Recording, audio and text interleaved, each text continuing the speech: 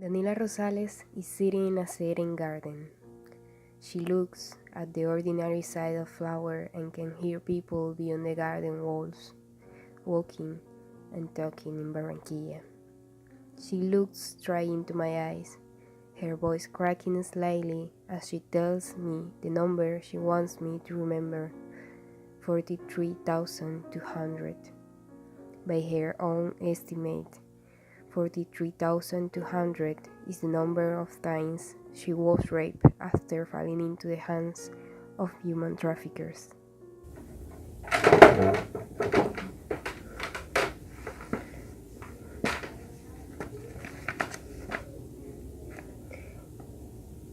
My name is Daniela, and I'm 20 years old.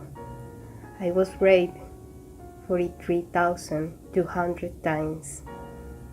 My story began when I was 5. When I was 12, I was waiting for some friends near to my house when a little boy selling sweets came up and told me somebody sent me a piece of candy as a gift. 5 minutes later, another man was talking to me, telling me that he used to work selling old cars.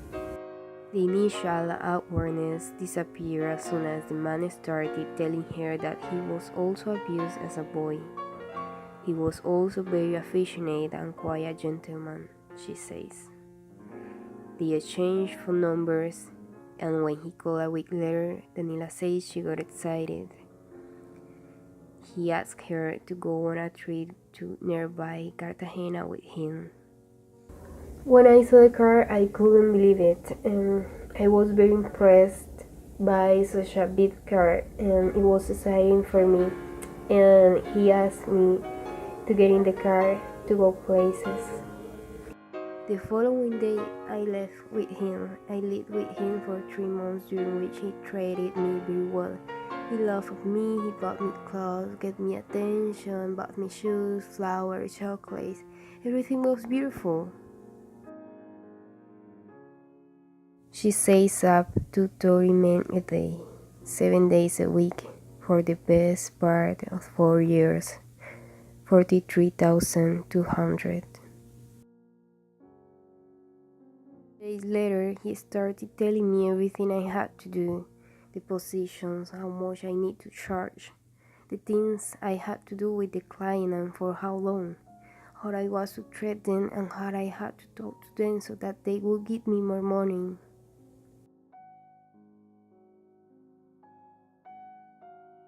According to the definition given by Wikipedia, human trafficking is the trade of humans for the purpose of forced labor, sexual slavery, or commercial sexual exploitation for traffickers or others. This may encompass providing spouse in the context of forced marriage or extraction of organs or tissues, including forced surrogacy and ovary removal. Human trafficking is a crime against a person because of the violation of victims' right of movement through coercion and their commercial exploitation. Human trafficking can occur within a country or transnationally. That is a crime against a person because of the violation of victims' right of movement through coercion and their commercial exploitation. Human trafficking is the trading people, especially women and children, and does not necessarily involve the movement of the person from one place to another. Sex trafficking and trafficking for forced labor are the leading causes of human trafficking in Colombia, with Women's Link Worldwide estimating that 70,000 people are trafficked every year. As a result, "take care of your daughter or she will be sold" has become a commonly heard phrase in poor communities. According to a 2012 report by the United Nations Office on Drugs and Crime, 76% of worldwide human trafficking involves women and young girls. In Colombia and much of the Andes region, the proportion of trafficked children is much higher than in southern countries like Chile and Argentina. Between 27 and 2010, the percentage of Colombian victims trafficked as children rose from 40 to 70%, while children represented less than 20% of human trafficking victims in Chile, Argentina, the United States, and Canada during the same period. When we work with these people who were involved in this war, we can see that they come from abuse, from prostitution. We know girls who have been trafficked, who walk up to any man and take off their pants because they think they are teens.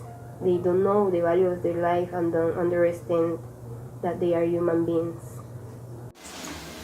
Colombia joins global initiative on human trafficking and migrant smuggling in order to strengthen national capacities to respond effectively to the crimes of trafficking in persons and smuggling of migrants. The government of Colombia and the United Nations Office on Drugs and Crime launched glo.act, the global action to prevent and address trafficking in persons and the smuggling of migrants in the South American country.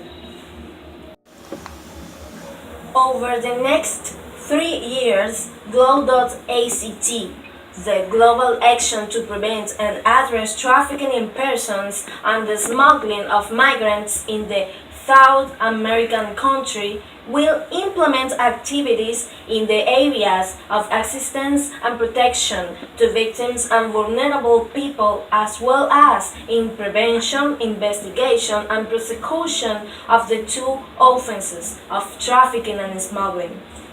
Glo.act aims to prevent and address the two crimes within 13 strategically selected countries from across the globe, and Colombia is the lastest to join in this effort.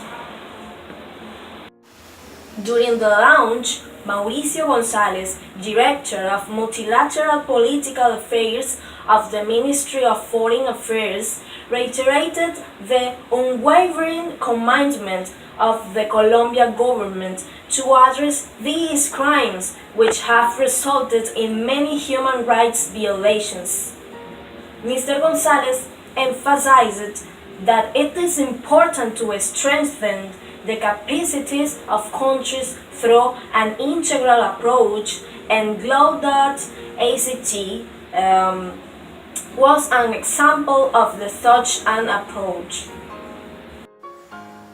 The ambassador of the European Union in Colombia, Ana Paula Zacarias, emphasized that glo.act constitutes an important element of our response to trafficking persons and smuggling of migrants.